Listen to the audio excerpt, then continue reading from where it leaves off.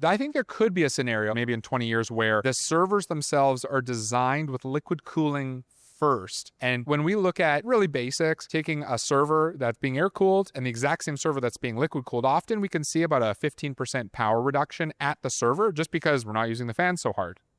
That is impressive. I can imagine the power savings will be quite significant as well. Yeah, we've talked about it a little bit on the show before, haven't we? We're having a bit of a heat wave in the UK at the moment. My goodness, I wish I could have been liquid-cooled. Be careful what you wish for. You'll find yourself in another one of those AI-powered bathtubs. Yeah, I mean, arguably, we as humans are liquid-cooled, but I sort of wish I could be externally liquid-cooled. Anyway, Sam, today we are going to be exploring the question, given the necessary increase in liquid cooling, are we heading towards a future where you have to be liquid-cooled or you'll be left behind? I'm Michael Bird. I'm Sam Jarrell, and welcome to Technology Now from HPE.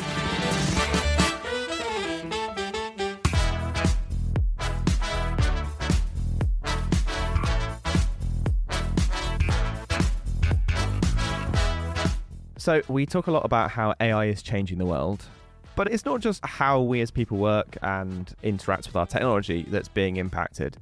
It is also the physical architecture of our infrastructure, which is having to adjust too. Right, because we've covered before how our networks are physically reacting to cope with the increased demand for data, and that our infrastructure is hungrier for power than it's ever been before. And with that increase in power comes a whole lot of extra heat. Now, according to the International Energy Agency, the data centers which power our IT are hungering for more and more energy every year. Love that word. More power means more heat, and more heat means that the way we keep them cool has to change. And I assume this is where the liquid cooling comes in. Yeah, 100%. Air cooling, as we've discussed in previous episodes, simply cannot keep modern infrastructure cool enough to function. And while direct liquid cooling isn't exactly a new thing, its role in our infrastructure is being forced to expand to keep up with the demand for modern high-performance computing and AI. So, to tell us more about this, I spoke with Jason Zeiler, the Principal Product Manager for Next Generation Infrastructure and HPC AI Liquid Cooling here at HPE. And to start with, I asked Jason if he could explain to me why someone would choose a liquid-cooled system over an air-cooled system. There's really, I would say, three primary drivers why customers might come to us talking about liquid cooling. One would be really clear performance. Air, from a thermal capacity standpoint, is much less effective than liquid cooling. So they want to run the biggest chips for long periods of time without any thermal issues. The same way today, most modern cars are liquid cooled. The engine block has liquid rolling through it instead of just being air cooled. Same principles apply to data centers. The second one, which is really starting to gain a lot of attention, is energy efficiency. It is much more energy intensive to try to move air across these servers versus very low powered pumps that's passively pumping coolant across them. And the third one is actually around density. It is much easier for us to fully populate racks when they're liquid cooled versus air cooling. And so data centers can be built in a smaller way, more effectively, and sometimes for a lower cost. And so those are the primary three drivers. We usually try to investigate right at the beginning of a conversation to understand, what is motivating them. How have the requirements from organizations and, I guess, data centers, how have they changed over the last few years? Because liquid cooling has always felt a bit niche, but it's increasingly feeling less and less niche and more something that actually many organizations should be considering.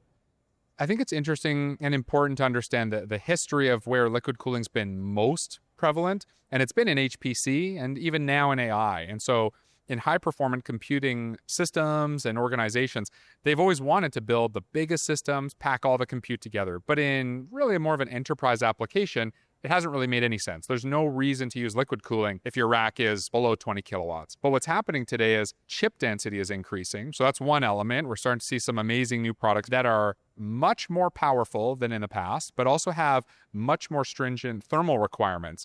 And so when customers are starting to look at these exciting new products, they're often thinking, well, the chips themselves are hotter. We want to keep them cooler, but we also want to put more of them into these racks. A lot of the data centers throughout the US today, if you walk through them, they're going to be half or only a third populated because they really just can't cool anything beyond that with air cooling. But as we start thinking about different ROI metrics, well, why wouldn't we fully populate these racks, even in an enterprise application, but we still have to get over that thermal hurdle? And so liquid cooling has now become a more important topic because the chips are hotter, but we also want to build more dense racks.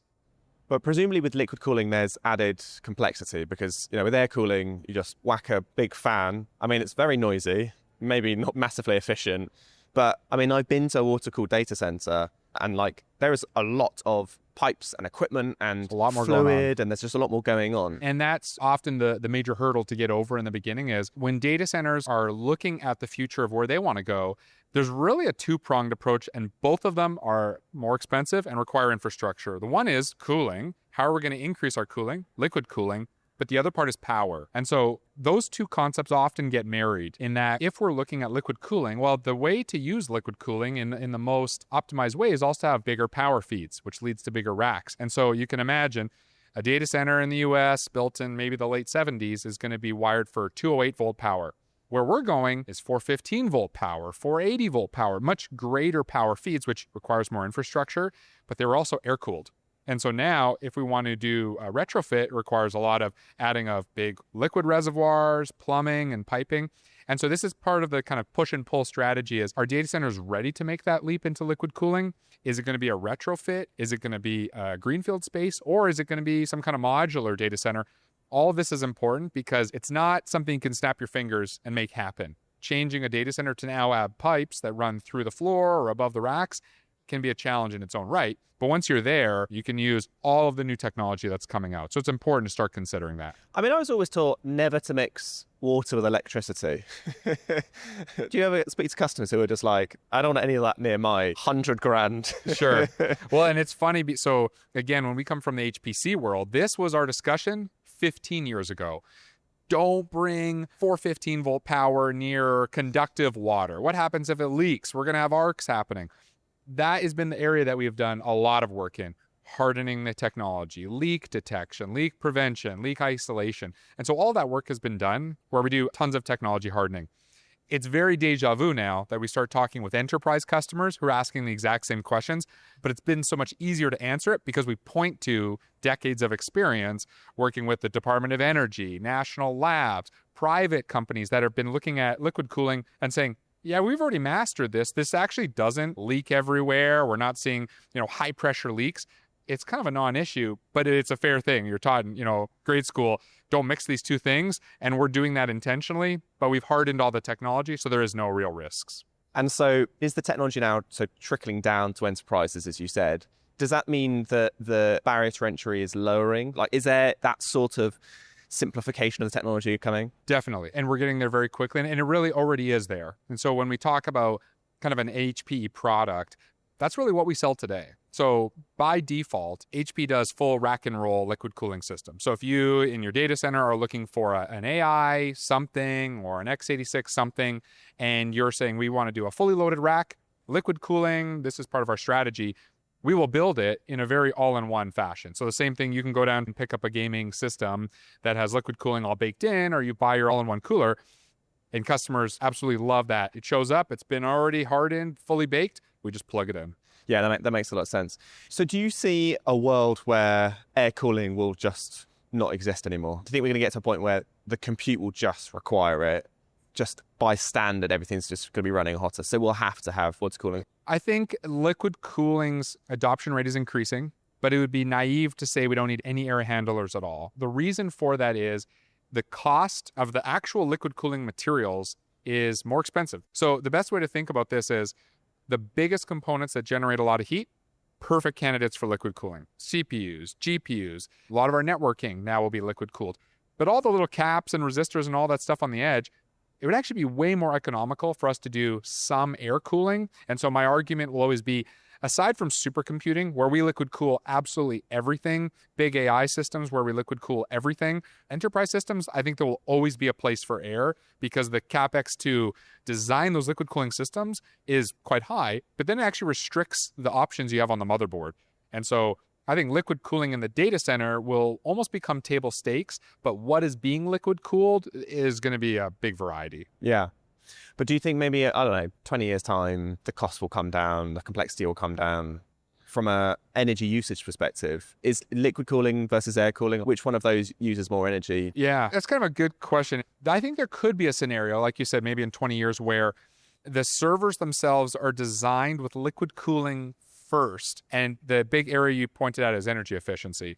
So when we look at really basics, taking a server that's being air-cooled and the exact same server that's being liquid-cooled, often we can see about a 15% power reduction at the server just because we're not using the fan so hard. But the biggest part of that is when we extrapolate out to the data center. If we're no longer using air handlers, cracks or craws, just basic infrastructure, and we instead invest in pumping systems, heat exchangers, dry coolers, the infrastructure costs are much lower, but the OpEx is drastically lower. So we can save much more in energy costs at the data center. But like you said, it almost has to be optimized and thought about from day one to fully go down that path. And if you're using liquid cooling to take the heat away, you then have an opportunity, whether you do something with it, but an opportunity to do something with that heat as well, because that's in a format that you could maybe utilize. I mean, I know we've heard stories of organizations using that heat to like feed into district heating systems or heat buildings. Definitely. And so it is happening today. And actually, UK Bristol last year and the year before deployed the AI Isambard supercomputer. This is a 5 megawatt AI focused system, fully liquid cooled, and they already have all the hooks in place for heat reuse. And I think that's going to become this really exciting evolution of the industry. Where we're going is almost a bit of a top-down approach to say, okay, now instead of the data center saying we have this much power and this much air cooling, we're saying we want this much hot water coming out of the supercomputer because it's actually being plumbed into district heating. And we're already seeing that in data centers in Europe and some in the US, proving that concept. I would say that is the kind of holy grail where the energy is being captured in every stage where we can. Heat reuse is kind of a beautiful idea, both for just the warm water coming out of the washroom taps, but also heating the sidewalks, heating HVAC systems. It can all be reused. It's interesting that we're sort of moving to a slightly more sustainable way of thinking about how you compute things. Can you talk me through like what you think the future of liquid cooling is going to be? Have we innovated as much as we're going to innovate? Like, have all the problems been solved? No, I think there's a lot of work to still be done. I think we are at a really, I would almost call it kind of the golden age of liquid cooling because adoption has never been higher. All of the server vendors are playing. Everybody is thinking about liquid cooling and deploying it. And we're all using very similar technology. We are, for the most part, all using propylene glycol as the coolant medium because it's very stable, it's easy to get, it has anti-corrosion properties, biocide protection, it just works really well. We're all using, for the most part, skived copper fin cold plates. Great technology, it's very mature, multiple vendors, the whole ecosystem is very mature. But there will be thermal limitations once we move beyond 2,500, 3,000 watt chips. It'll still look like the liquid cooling we use today, but it'll likely be two-phase. So today, all liquid cooling enters as a liquid, leaves as a liquid. Where we will likely go is to a two-phase cooling strategy where it enters as a liquid, turns into a gas, extracts much more heat, goes through a condenser, turns back to a liquid. There's multiple vendors in the ecosystem today. There has just been no binary need for that yet because it is really a technology that works with much higher chip densities. Even in a way, liquid cooling was ahead of its time till about 10, 15 years ago. There were liquid cooling vendors that are 30 years old, and the time is now to use that single-phase cooling. In 5 to 10 years, there may be a major shift towards a new type of liquid cooling. So are we seeing component manufacturers, chip designers, changing the way they design chips because of liquid cooling? I think all pieces of the liquid cooling supply chain are considering A, either heat reuse as one of the major objectives, or B, significantly decreasing the reliance on chilled water infrastructure. Historically, all data centers that use liquid cooling are going to use chilled water. Obviously, you need a compression system. You need a lot of power to decrease the temperature. But what if you could use warmer water? What if we could pump the water to a rooftop heat exchanger? If we think about those two, there's a lot of components in the supply chain that get affected. CDUs need to be more heat tolerant. The manifolds and connectors need to be heat tolerant, but the chips themselves have to be more heat tolerant. And so I am seeing a shift in the industry where these chip manufacturers are considering warmer facility water that works with their chips and don't cause major significant, thermal issues. Jason, there's so much more that I could ask you about. We'll get you back on the show, but thank you so much for joining us on Technology Now. Thank you so much. Well, I think that the idea of that we could maybe get to a place where we're using warmer water and properly reusing heat, that would be quite an appealing use for some of this stuff. And I think that it makes me think back to when we discussed how one of our customers is using heat from data centers to reheat towns, right? I too was really interested in the innovations around liquid cooling because we talked about it a little bit on the show before. And I think Reduce the reliance on chilled water, so using warmer water instead. Two-phase cooling, I found that fascinating. So turning that hot water into steam. I think the thing that is the most fascinating potential development is actually the impact in how component manufacturers, data center equipment manufacturers may change their designs over time. Could they be designed so they're more dense, so they maybe have cooling loops already built in? So actually it becomes way more commonplace in the data center that everything's liquid cooled. And maybe you just have a loop that you just plug your rack into and then that liquid cools everything. When we did the episode in Bristol a few months ago, you and I were able to have a conversation, and I was sat in front of a rack of, I can't remember how many servers, but it was a very, very dense rack. And I wasn't raising my voice. It was really quiet. I mean, genuinely surprised me. Yeah, exactly how quiet it could be. I found it really funny when you were talking to me. You were like, I was raised to believe that you shouldn't mix water and electricity, especially on your electronics, right? And I hadn't even thought about that until you had said that. I was like, yeah, actually, that would be a major concern of mine if I were operating a data center. Like, if something were to leak or water were to get all over everything, in your mind, as an average consumer, you're thinking to yourself, everything's going to go down, or there's going to be like a massive explosion or something, right? It was very interesting to hear Jason say that that was like the discussion from 15 years ago. I always think it has the same sort of energy as, you know, when you're connecting a hose pipe to water your garden, to water your plants, whatever, and you plug it in and you connect it and it just leaks out of every single connection. And I always just think that's what it will be like. You're connecting your very, very expensive server into a loop and just water will just seep out of connections and it'll just get everywhere and like, ugh. That's always my fear. But there is ample opportunities for this technology to keep developing. Yeah. It says a lot that a problem that I only just now thought about was solved 15 years ago. It tells you how quick all of this is changing and how fast the pace of innovation is around all of this. So I wouldn't be surprised if a lot of the things that you guys were discussing within the next 5 years came to fruition, right? So, Sam, we briefly touched on the problem of efficiency when it comes to removing heat from coolant in, say, a hot country, because given the cost of cooling at the moment, I wanted to know, why don't we just move all of our data centers to much colder countries and just be done with it? We see a lot of data centers kind of built in the Nordics and Canada, kind of in northern parts of the US, because ambient air temperatures are lower. That really is a way to unlock this heat reuse where the heat inside of a closed loop has time to heat up, go through the heat exchanger, cool back down. If it's, 100 Fahrenheit or 40 Celsius outside and the water is entering it at 60 Celsius, well, it doesn't really have the same capacity to cool back down. But if the ambient air temperature is maybe 20 Celsius or 0, it has an ability to cool down without a lot of chiller infrastructure. So definitely that makes sense. I think it's always going to be a challenge in hot parts of the world for both air cooling and water cooling. But in this case, where we want to reduce the power consumption as much as possible, let's take advantage of that ambient air temperatures. Okay, that brings us to the end of Technology Now for this week. Thank you to our guest, Jason Zeiler, and of course to our listeners, thank you so much for joining us. Yes, and if you've enjoyed this episode, please do let us know. Rate and review us wherever you listen to episodes. And if you want to get in contact with us, do make sure to send us an email to technologynow@hpe.com. Subject line, two-phase cooling. And don't forget to subscribe so you can listen first every week. Technology Now is hosted by Sam, Jarrell, and myself, Michael Bird. And this episode was produced by Harry Lampert and Eva Higginbotham, with production support from Alicia Kempson-Taylor, Becky Bird, Alyssa Mitri, and Janessa Ayosh. Our theme music was composed by Greg Hooper. Our social editorial team is Rebecca Wissinger, Judy Ann Goldman, and Jacqueline Green.